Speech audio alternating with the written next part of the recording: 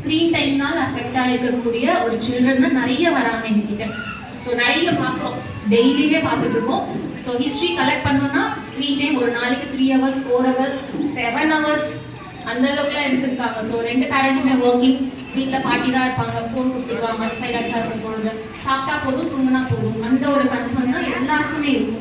Grand பேரண்ட்ஸ்க்கு அவ்வளோதான் தெரியும். ஆனால் அதை தாண்டி அடுத்த லெவலுக்கு அவங்க யோசிக்க மாட்டாங்க. பேரண்ட்ஸ் தான் நீங்கள் இது பண்ணணும், அவங்க அழறாங்க அடப்பிடிக்கிறாங்க, அந்த ஒரு ரீசன்ஸாக கண்டிப்பாக ஃபோன் கொடுக்கவே கூடாது. சரிங்களா? நெக்ஸ்ட் வேற என்ன ஹெல்த் இஷ்யூஸ் வரலாம்?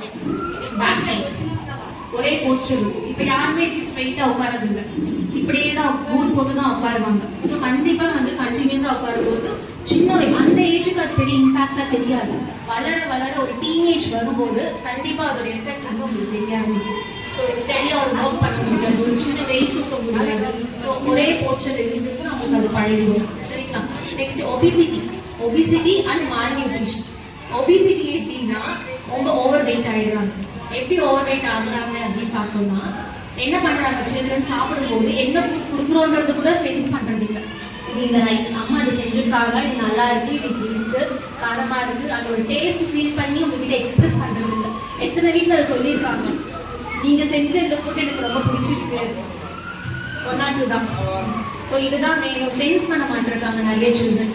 அந்த டேஸ்ட் ஃபீல் பண்றது, ஃபோன் பிடிக்கணும்னா சாப்பிட ஆரம்பிப்பாங்க, அது ஸ்டொமக் ஃபுல் ஆயிடுச்சு போதும் அப்படின்றது கூட நிறைய சில்ட்ரன் பண்றது இல்லை. ஆக்சுவலாக நிறைய இடத்துல ஈவன் எங்களோட ஃபேமிலியுமே இருக்கு. ஸோ ஒபிசிட்டி இருக்காங்க, நிறைய இடத்துல பார்த்தாங்க.